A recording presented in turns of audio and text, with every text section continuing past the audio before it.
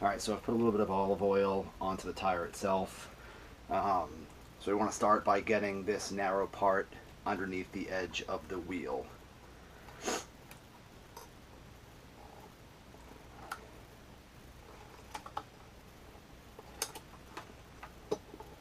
Alright, so the bottom half is over. Now that we've got that,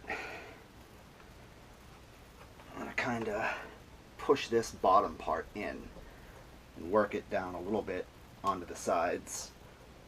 So I've got maybe a third of the tire on from here to here about. So here, I want to make sure this stays under, so I'm going to apply some pressure this way to it as I'm using the two pry tools on the sides here at like the 3 and 9 o'clock positions. For that, I've just got this and this, both metal. I don't care if I ding up the edges on here because it has a cover over it anyways, I think at least. Alright.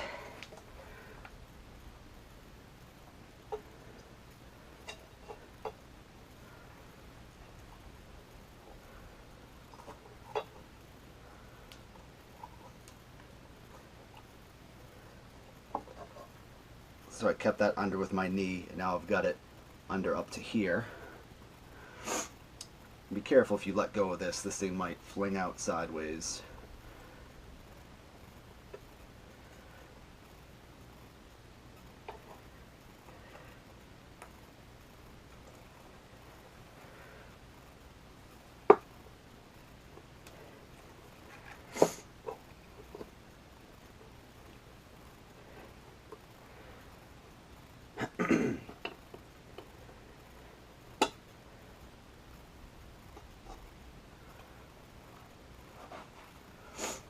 Keep the mud guards out of my way here.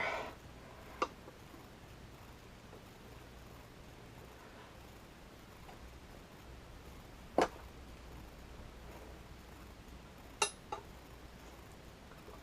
you've got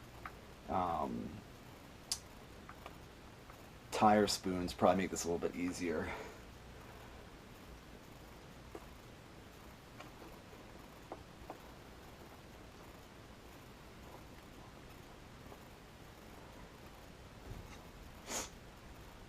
Actually, I'm gonna try to get this blue one out.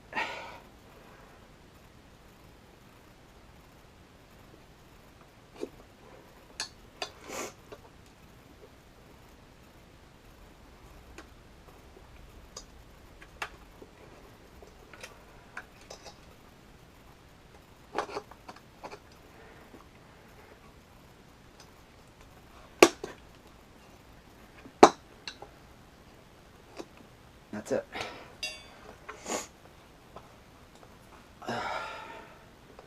Cut the two zip ties.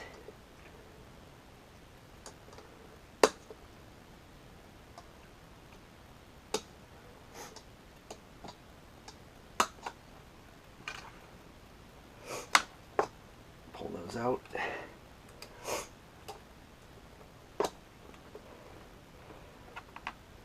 Got the valve stem still hooked up.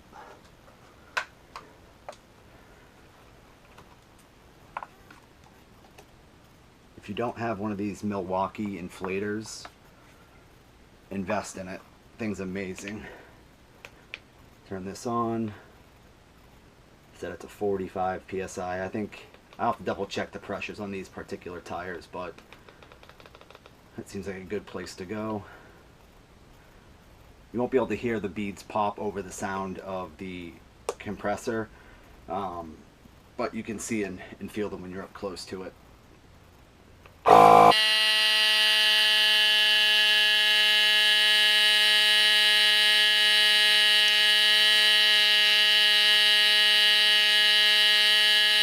Okay.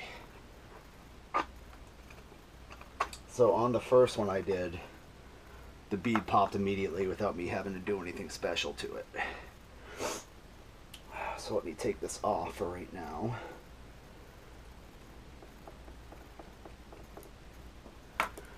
If you look, probably hard to see, but this edge right here, I can tell that this part hasn't popped up, and that's where we're losing some air from right there. So the bottom's still on.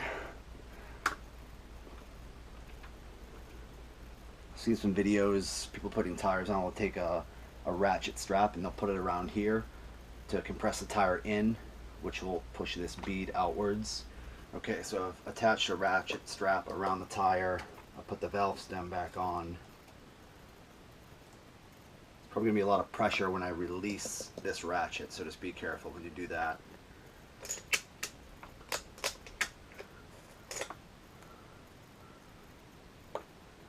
See if that does the trick.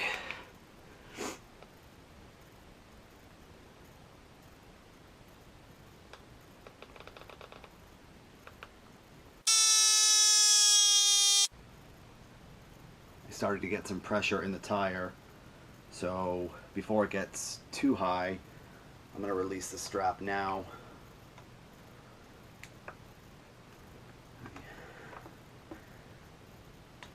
There we go.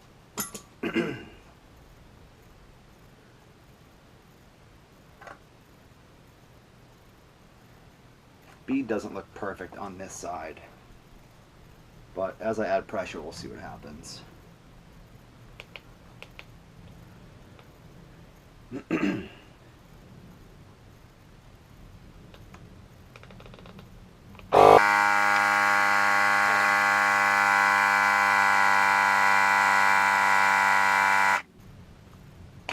That's it.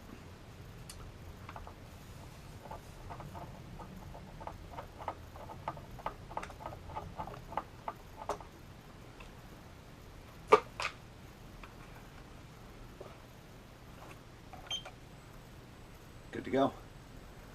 If this was helpful, like my video. Tires, fenders, both from More4Mini. One tip on the fenders, you don't have to take the tires or the battery off like their website says. I'll show you real quick down here. If you take out these 4 screws, the tire will fold down a little bit and you can put the fender in behind it and take the old one out. Just know that there's wires that run from this hub into the main board, so make sure that after you take this bracket off, these 4 bolts, that you support this tire. Make sure you're always holding on to it so it doesn't fall away from the device itself. When I did mine, I undid the 4 small hex heads first, so the fender was disconnected. Then I took these off. Again, let the tire come this way slightly, the fender will peel right out, put the new one in, connect the tire back, and then connect the fender. Again, if you like the video, like it.